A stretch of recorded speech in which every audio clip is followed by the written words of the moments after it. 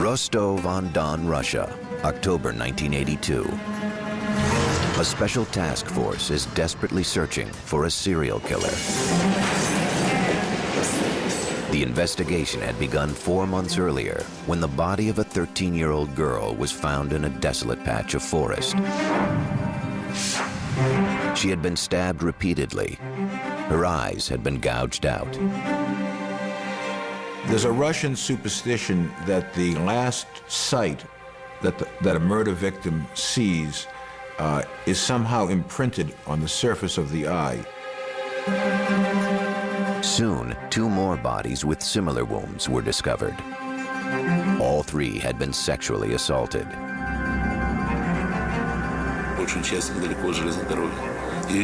All the bodies were found in the woods near the railway tracks in the Oktябрьский and Shakhty districts. At first, the brutal and ritualistic nature of the killings led police to suspect a satanic cult was at work, or a group harvesting organs to sell for transplant. Police also wondered if a gang of boys from a local home for the mentally handicapped might be responsible. They dubbed the investigation the Case of Fools. None of these theories panned out. In the Soviet era, local investigators were not prepared to understand the brutal nature of the killings. They had not dealt with anyone of his caliber before. They were reluctant to admit that things like this would occur in a communist state. The best they could do was gather bits of evidence. We got down to serious work, first of all, with the identification of the bodies and then forensic tests of the remains. Despite these efforts, the body count rose. By 1984, we had found 23 bodies. Some of the bodies were still fresh, which gave us a broader picture of the injuries and the killer's behavior at the site of crime. Many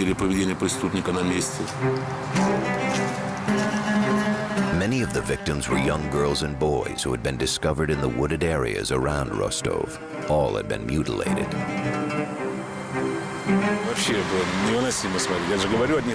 When they found some of the victims, you could still see the reflection of horror in their eyes. It was very hard to look at because many were just children.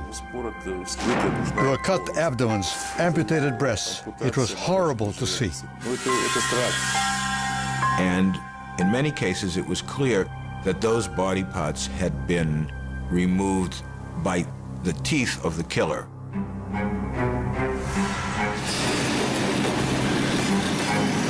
A lot of the bodies were found near transportation points, bus stations, train stations in particular, which indicated that the killer, whoever he was somebody who used the Soviet transportation system extensively.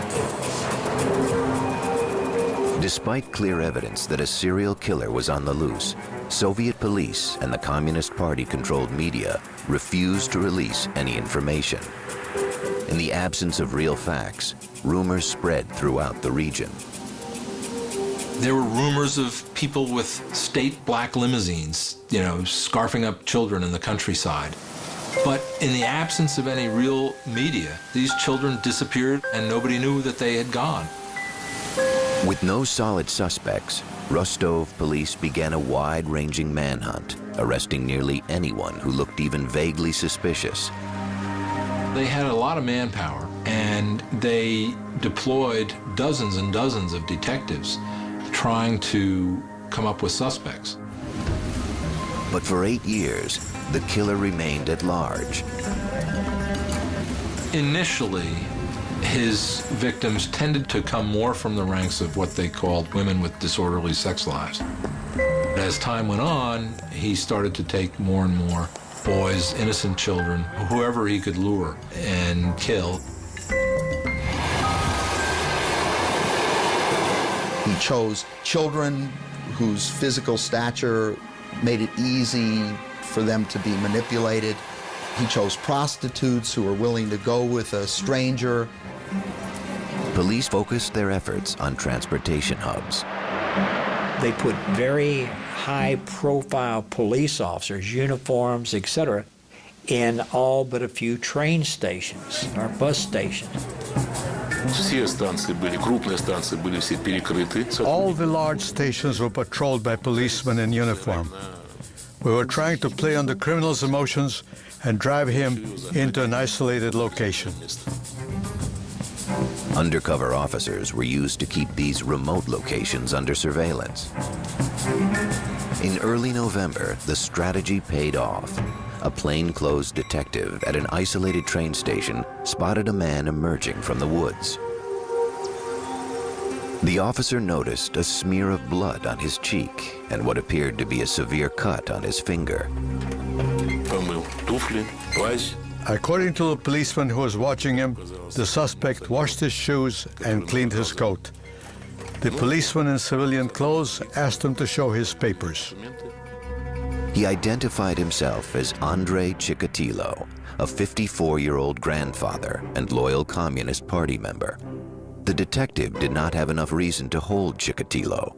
He did, however, file a report on the incident. 24 hours later, a passerby discovered a girl's body in the same woods. It happened the next day after Chikatilo had been stopped on the platform. The body had all the typical injuries on it. The chief of police immediately demanded the files of any suspicious individuals who were registered in the last 24 hours.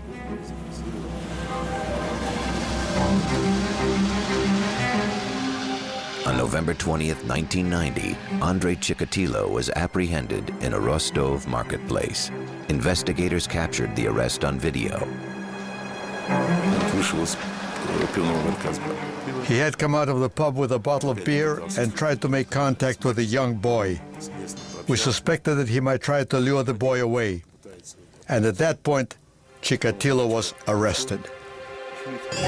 By now, Chikatilo was suspected of committing more than 30 murders, but the police had no eyewitness and few real clues.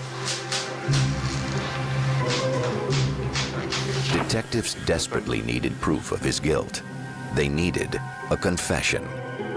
They wanted to get the confession. If you read Crime and Punishment by Dostoevsky, I think that you'll see that the confession is a very powerful symbol and very powerful element in Russian culture. Soon, Andrei Chikatilo would reveal the gruesome details of his 12-year run as a sexual predator. It was a tale that would shock a nation. In the annals of crime, Andrei Chikatilo is undoubtedly one of the most sadistic killers ever to live. And he got away with murder for more than 12 years.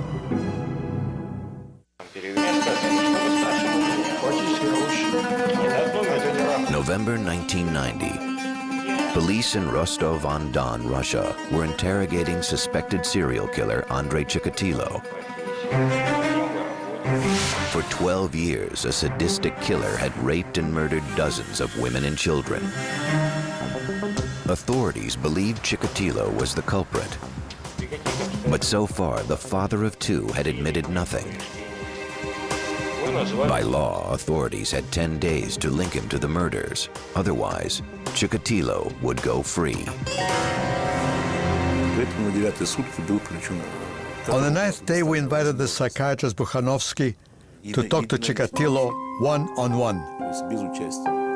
He spent the whole day with Chikatilo from early morning till very late at night.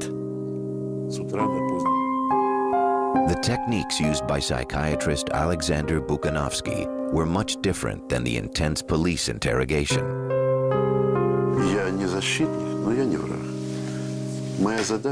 I explained I wasn't his enemy, although not a defender either.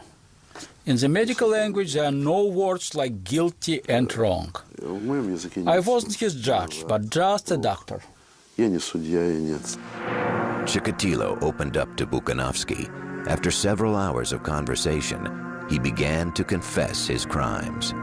He probably, in some respects, wanted to be caught. I can't imagine somebody doing that for all those many years and not realizing that he was living in a hell of his own creation and wanting to be out of it. He took even a kind of smarmy, perverse pride in demonstrating his various techniques, which he did in the KGB gymnasium, where little dummies were used to represent the victims. Not only did Chikatilo admit to the 36 murders of which police were aware, he also described 17 more that they hadn't tied to him. From then we began to collect evidence to prove his connection to the other murders. Или брюки только спущены? Нет, как, ага, я вот не понял этого. Он в это время одежду у него... Chikatilo was more than willing to show how he disarmed people, how he tricked them, how he tied up the boys, how he inflicted the knife wounds, and how he even had sexual relations with his victims, either in the stage of near death or after death. What we do know about the serial killer is when you start to talk with them, they hold everything together. Then they begin to disintegrate, and they begin to be able to share bits, pieces, odds and ends of murders. Нашему предложению остановились вот, значит, у кладбища, центрального кладбища города. On the evening of December 7th, 1990, police drove Chikatilo to the local village of Shakhty. В городе Ростове. Again, one of the officers had a video camera. Вместе с вами прибыл в город Шахты.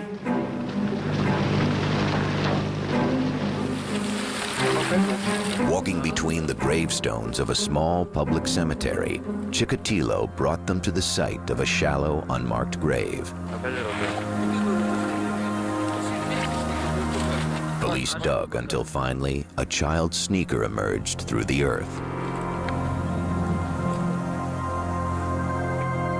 Chikatilo watched casually, detached from the proceedings. But these horrors would shock the Soviet nation. What could have created this brutal killer? How could he have killed so many for so long? What would cause a person to slip over that line and become a serial offender of any kind?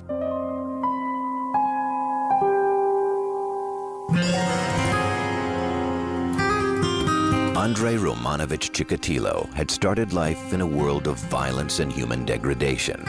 He was born in 1936 in the Ukrainian village of Yablachnoye. Joseph Stalin ruled the Soviet Union with an iron fist, and famines devastated the Ukrainian people. There were serious food shortages in Ukraine, partly as a result of the devastation of the war, and partly as a result of the agricultural policies of the Stalin-era Soviet Union. Under the banner of collectivism, Stalin forced peasant farmers to deliver their entire crops to the state for nationwide distribution. In the Ukraine itself, however, people were starving. There were outbreaks of mass cannibalism in Russia that were caused simply by hunger. Reports of cannibalism became so frequent, they developed into a kind of folklore. A typical family cannibalism story. My aunt was arrested because she had somebody over for a meal, and there were fingertips floating in the soup. As a young boy, Andrei's own mother told him such a grim tale about a horrific event that had supposedly happened just before he was born. His mother used to tell him stories that his older brother was cannibalized because of the famine that was taking place. She constantly used it as a warning: don't go out and play after it's dark. They'll grab you and eat you just like they did to your brother Stepan.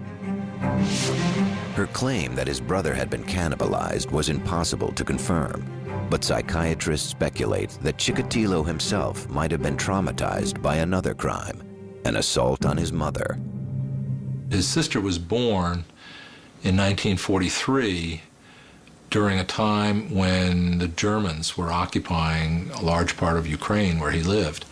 And his father was supposedly in the Red Army at the time. It's hard to imagine how the father could have gotten back to the family home to impregnate the mother. And they had a one-room home. So it's quite possible that he saw a German soldier rape his mother. Also devastating in the eyes of 13-year-old Andrei was the fate of his father, taken prisoner by the Nazis. When Chikatilo's father finally returned home in 1949, he was suffering from tuberculosis. Rather than being rewarded for his war service, he was branded a traitor to the Soviet government. You either died in battle or you triumphed, and there was no third way that was honorable. Stalin's paranoia was such that soldiers who were captured by the Germans and held captive were considered suspect. Although the Communist Party made Andrei's father an outcast, Andrei's own devotion to the state was such that as a young teen, he became an active member of the Communist Youth League. Chikatilo was very genuine in his belief, in his professed public belief in communism. But with the onset of puberty, young Andrei realized that he was not like the other boys in the Youth League. He never fit in very well, and he felt embarrassed and humiliated generally about his lack of sexual prowess. His social circle consisted of much younger children, with whom he felt comfortable because they understood him, or elderly people who liked him because he was always a good boy. As a teenager, Andrei was attracted to young girls, but he was humiliated when he found himself unable to perform sexually.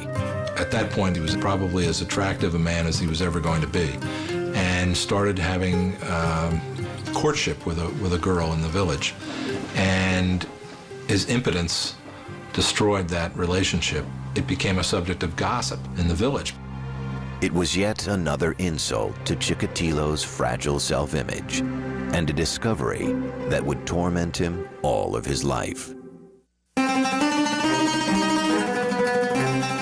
By 1955, Andrei Chikatilo was desperate to escape Ukraine and memories of a miserable youth. By his late teens, Andrei knew that he was sexually inadequate. To compensate, Chikatilo decided to better himself in other ways. He set his sights on the prestigious Moscow University, hoping to earn a law degree. But he failed the entrance exam. Disappointed, he entered a vocational school. He wanted to believe in himself as a person who had studied hard, which he in fact had, and gotten a university degree. Not an insignificant accomplishment given his origins. That was another layer of acceptability, if you will, another layer to cover up what really existed with Chikatilo. In 1963, at the urging of his younger sister, the 28-year-old Chikatilo married. He was living with his sister, and she had a spinster friend, and the two of them were put together, and having no better prospects, they married. His new wife, Feodosia, was a 24-year-old daughter of a coal miner. At last he had found a person in life with whom he could communicate and relate and have something approaching normal emotional closeness. He never was capable of normal sexual relations with her, but there was, through a kind of masturbation and insemination process, an effort made to conceive children. In 1965, they were successful. The birth of their daughter, Luda, was followed by a son, Yura, 4 years later. Chikatilo found work as a communications technician. Throughout this time, he continued his studies, working towards degrees in Marxist-Leninism, engineering, and Russian literature. The family had a balconied second-floor flat in a nondescript block. By Russian standards, it was a pleasant life. Outwardly, Andrei was a good husband and father. Feodosia had little reason to complain. She might have felt, well, he's a party member, he brings home his salary, he's not drunk, and he doesn't beat me. Those last two things would set him apart in a favorable way from a lot of men in the Soviet Union. His marriage, his children, his membership in the Communist Party, that's what everyone saw. But that wasn't his true personality. Chikatilo had erected a modest and respectable facade for the world to see. Inside, however, he was desperately frustrated. Certainly the fact that he was fundamentally impotent enraged him greatly because he felt that in some ways he was a superior person, having gotten 3 university degrees. I think he felt throughout his life that that impotence was probably the most fundamental adjective you could use to describe him. In 1970, Chikatilo accepted a job in a secondary school. As a teacher, the 34-year-old hoped to find acceptance and respect, and yet instead he found constant humiliation. His students didn't take him seriously. They refused to behave and smoked right in front of him in the classroom. He was altogether not the kind of person that would hold the attention of a class of children, and they mocked him. He was nicknamed the Goose by his students, and goose in Russian is kind of like jerk in English. It's someone who inspires zero respect. Worse, Chikatilo found himself enraged by the sight of young people around him falling in love and, in his mind, engaging in sexual activity. One thing that he wanted to change about himself and couldn't change was his sexual impotence. He felt the world had somehow inflicted a tremendous injustice on him. Any lowlife could enjoy the pleasures of sexuality, the joys of love, but he, Chikatilo, the educated, the brilliant, the special, the genius, could not, and that was a source of his fundamental rage. In the early 1970s, Chikatilo responded to his anger and frustration by secretly molesting students, both male and female. He felt so profoundly rejected by adults, he was unable to have sexual relationships with consenting adults, so he instead went to vulnerable children. In 1974, he was fired when allegations of his sexual misconduct with students became known. Rather than take the responsibility for exposing him, the director of the school simply got rid of him. And it was typical of what might happen in a Soviet society and probably would happen in any society. Because the incidents were kept quiet, Chikatilo could simply relocate. He moved his family to the nearby town of Shakhty. There he found a new position, teaching at vocational school number 33. Chikatilo's wife knew that he had little problems. He was involved with bothering the children at school, but they had put that behind them, and she had forgiven her husband. But unknown to his wife and family, Andrei Chikatilo was constructing another life. He bought a second secret house for himself. It was a dilapidated 3-room shack on a quiet back street called Mezhevoy Lane. And it was the perfect setting for murder.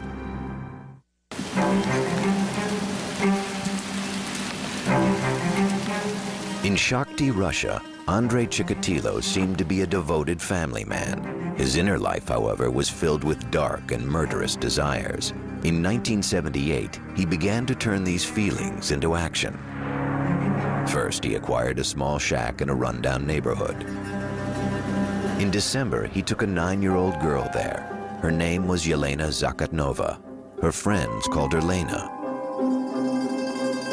He'd met her at a bus stop and offered her something Soviet children rarely enjoyed, bubble gum. She agreed to follow him to the house. He encountered this girl and first discovered with her that violence on the body of a girl was something that would get him excited. As he began to molest her, he grew increasingly excited and wanted more direct sexual contact with her. He was unable to perform sexually, so he used a knife instead. It was the moment when he discovered that murder was his passion. After that, he knew himself in a new way. Afterward, he carried Lena to the nearby Grushevka River. He set her body in the water, then tossed her school bag after her. She was found 2 days later. Although policemen investigating the case came across some bloodstains near Andrei Chikatilo's secret house, he was not considered the prime suspect. The problem is, from the point of view of the police, that he had no criminal record. He was a party member. He had a wife. He had children. he did not fall into any of the categories that they were used to looking for criminals in. Rather than focusing on Chikatilo, police found someone they deemed a more appropriate suspect, a local man who had spent time in prison for rape. He was later convicted and executed. Having killed for pleasure, Andrei Chikatilo was now able to erase the sense of impotence he'd felt all his life. He had gained a piece of self-knowledge that he could never shake, which was that what turned him on was powerlessness and ultimately the murder of another person. Still, coming so close to being caught had frightened Chikatilo. For the next 2 years, he went to work, spent time with his wife and children, read the papers, and waited. He quit teaching to become a supply supervisor, or tolkach, a position unique to the dysfunctional Soviet economic system, where contracts for raw materials often went unfulfilled. The job of a tolkach was to go around to the various enterprises and try to get them to send the cement or send the rubber or send the steel or whatever it was that was necessary.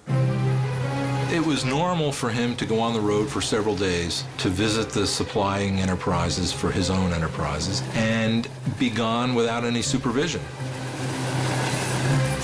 It was not a particularly prestigious job for a man of Chikatilo's education.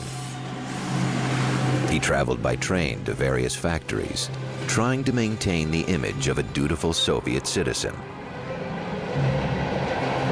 He does have a struggle. I don't think he just gives himself over to, I am evil, personified. I think he says, what I'm thinking, what I'm wanting to do is not healthy, it's not good. In the case of someone like Chikatilo, the brilliance and the strength of the person was in this iron discipline of keeping the two halves of his personality utterly separate. For over 2 years, Chikatilo managed to keep his murderous rage under control. But finally, the dark side of his personality resurfaced. On September 3rd, 1981, while passing a library in Rostov-on-Don, Chikatilo spotted 17-year-old Larissa Chechenko. She agreed to take a walk with him along the Don River. Instead, he steered her into the woods. Again, Chikatilo was unable to perform sexually, but he remembered what had satisfied him 2 years earlier in the secret house on Mezhevoy Lane. He would attempt to have sex, normal sex with the woman. He would inevitably fail. That would release the great rage that lived and lurked inside of Chikatilo. Sex was the vehicle, but the basic need was to feel a sense of power over his victims. Chikatilo killed with even more brutality than before. He stabbed his victim repeatedly, then savagely bit her. He was really getting even. He was angry with humanity, but especially with women. He was seeking revenge, and he was getting revenge against the people who rejected him the most. With this second murder, the veneer of Chikatilo's normal life shattered. A pathology spawned by years of frustration took over. Chikatilo became a serial killer. He was a man who was impotent. What does the word impotent mean? It means literally without power. So in every case, whether he was dealing with the young boys, the young girls, or the young women, it was essential for Chikatilo to establish physical dominance and control over the victim. Gratification has been mixed up with anger and hostility, and one complements the other to the degree that you can't even separate them.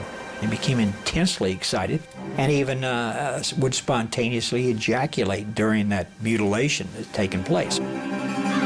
Then he cut off pieces of his victims' bodies.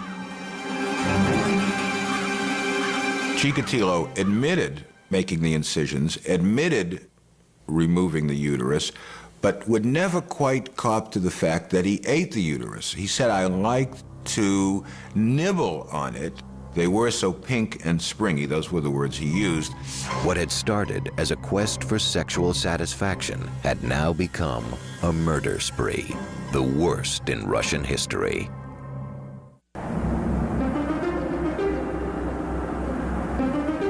(1984), Rostov-on-Don, Russia.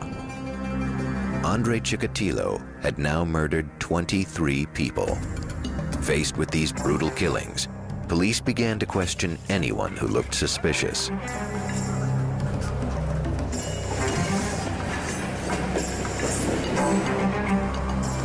On September 13th, 2 Rostov detectives spotted a 6-foot-tall man wearing a black fur cap. He was trying to make conversation with a young girl. It was decided not to detain him on the spot, but follow up and see what he was going to do. The officers tailed the suspect as he approached one young woman after another. Eventually, they observed him fondling a prostitute in a deserted station. This act of public lewdness was enough for detectives to arrest the man. He identified himself as Andrei Chikatilo. He was carrying a small leather case. He had a briefcase, and in the briefcase was Vaseline, ropes, and knives. Well, that sounds to me like what we refer to as a kill kit. But after questioning Chikatilo, investigators discovered that he was a devoted family man and a loyal Communist Party member. He was eventually released.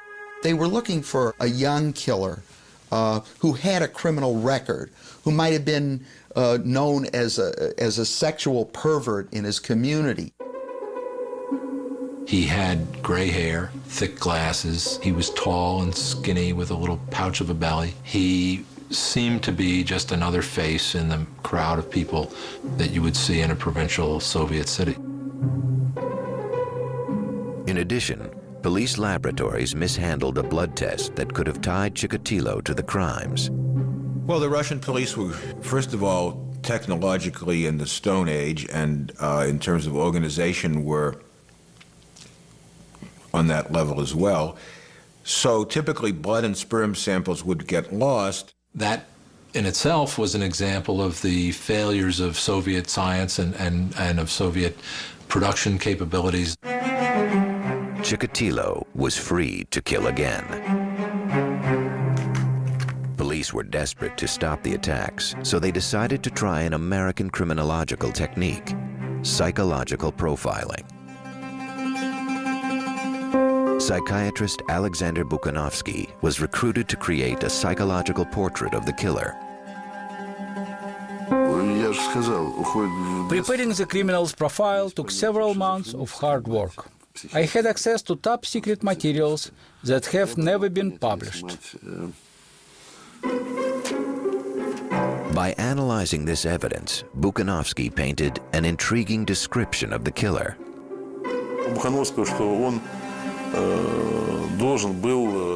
Buchanovsky said that the criminal was unsociable, that he was very ill. He stressed sexual perversions. He said the criminal could either be living on his own or with a wife, but he didn't have a sexual relationship with her. Yet it would take police another 6 years to capture Chikatilo. A lot of the factors that caused the demise of the Soviet Union were also at work in the Chikatilo case and enabled him to kill as long as he did and as many people as he did without being caught. Finally, on November 20th, 1990, after a 12-year killing spree and 52 victims, Andrei Chikatilo was arrested. Dr. Buchanovsky's profile would prove chillingly accurate. In his confessions, he says he enjoyed their cries, he enjoyed the blood, and he enjoyed their pain.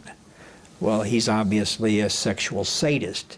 What the serial murderer learns with the act of his first murder is that he can be in control. Because until this time, they've basically been the scattered pieces of an individual that has never made them feel that they are in charge.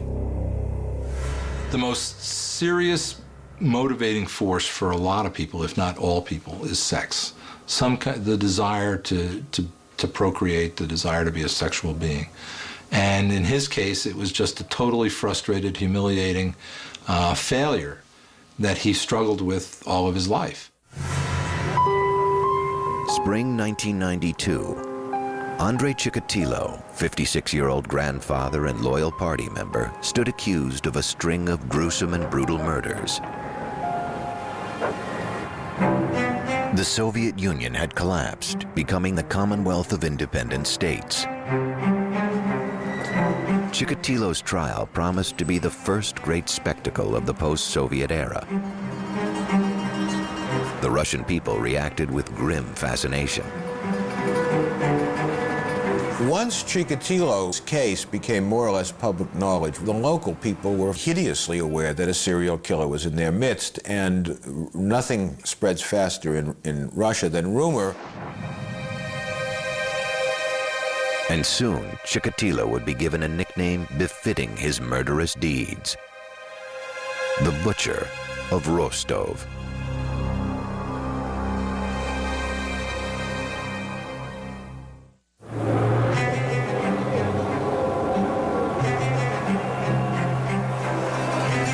On the morning of April 14th, 1992, in the Russian city of Rostov-on-Don, citizens flooded the steps of the House of Justice, anxious for a glimpse of the accused killer, Andrei Chikatilo. For months, newspaper headlines had branded him the Red Ripper, or the Butcher of Rostov. Chikatilo was dressed in a souvenir Olympic sports shirt provided by the court. His head had been shaved, a standard procedure to guard against lice. As proceedings began, the setting resembled a circus more than a murder trial. He was in a large iron cage in the courtroom. The cage was to protect him from the rage of the parents of the victims. He was never able to sit at a table and converse with his lawyer the way a Western defendant would have been. It was a bizarre scene. In the public seating, you had a number of family members of victims who were quite vehement in their desire to see him executed. And if they had had the option of seeing him executed by having wolves tear him apart, they would have voted for that. The victim's parents' reaction was understandably strong. When he was put in his cage, people rushed towards it and shouted, "Give him to us." But how else would you expect the parents who lost their children to behave? On the opposite end of the courtroom, Justice Leonid Akopyanov presided, flanked by ordinary citizens, the Russian equivalent of the Western jury. The judge read the list of charges. The volume of evidence filled 222 casebooks. The story they told was grim and horrifying in its details. The victims' ages varied from 9 years old to 45. They were both male and female. The ultimate point of the sexual act is to create life. Chikatilo's idea of it was that it should climax in death, so he was Mr. Anti-Sex, Mr. Anti-Life. It took 2 days for the judge to read through his list of indictments. On April 16th, the defendant was allowed an opportunity to address the court. Families of Chikatilo's victims screamed insults. Some fainted. In a rambling 2-hour statement, Chikatilo described himself as a man robbed of his genitals. Born impotent, Chikatilo claimed to be cursed by a lifetime of sexual frustration that had eventually driven him to murder. He asserted that he had never planned to kill, but that he had been seized with shaking and shivering and had lost control. He seemed at various times intent on proving that he was crazy. At some points that I witnessed, he jumped up and started shouting at the judge and then dropped his pants and exposed himself. At other times, he started cursing and screaming and so forth. Most observers believed Chikatilo's behavior in the courtroom was an act, an effort to gain sympathy. If found criminally insane, Chikatilo could be placed in a psychiatric hospital. If judged sane, however, he faced execution. In Russia, that meant a single bullet to the back of the head. the definition of sanity and insanity from the legal point of view, which is an international definition and was used in the Soviet Union, was can the person in question tell the difference between right and wrong? The trial would continue for 6 months. Throughout, Chikatilo presented himself as a wretched victim of nature's indifference and a gruesome metaphor for Russia's 70-year failed social experiment. When he was defending himself, he blamed Stalin, he blamed his parents, he blamed the cannibalism of the famine, he blamed the Communist Party, and he even blamed his own blood type. Prosecutors would argue that Andrei Chikatilo was in fact the most calculating, diabolical killer of all time. His crimes were sickening, but I don't think he was sick in the psychiatric or legal sense. Certainly not insane. He was more bad than he was mad, and he was certainly very crafty, but he wasn't crazy. October 14th, 1992 would signify the day of reckoning for serial murderer Andrei Chikatilo. It had taken nearly 2 months for Judge Leonid Akobzhanov to write his final verdict. Everybody knew he was going to be convicted. Everybody knew what the sentence was going to be. But there was, I guess, some value in going through the ritual. Учитывая чудовищные злодеяния, что он творил, судебная коллегия не может не назначить ему единственное наказание, которое он заслуживает, исключительную меру наказания, и приговаривает его к смертной казни. After a 12-year murder spree, final justice came swiftly. On February 15, 1994, Andrei Chikatilo was escorted through the halls of Rostov prison and led to a private cell. There he was executed by a single shot behind the right ear.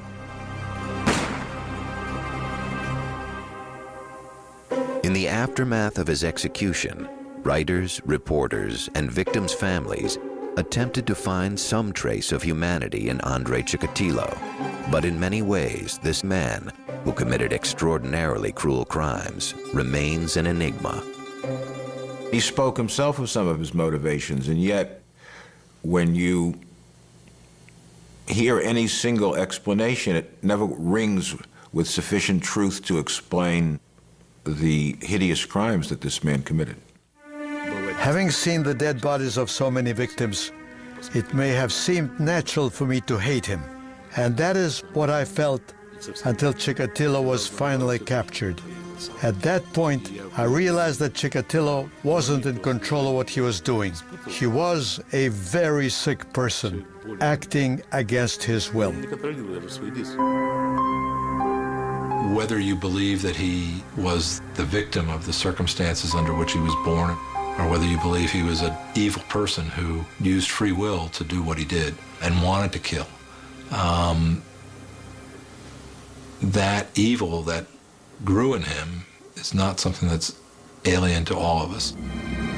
Perhaps the final judgment on the life of Andrei Chikatilo was written by the killer himself, an expression of guilt and self-loathing that at the same time hints at his gruesome, violent nature. And now my brain should be taken apart, piece by piece, and examined, so there wouldn't be any others like me.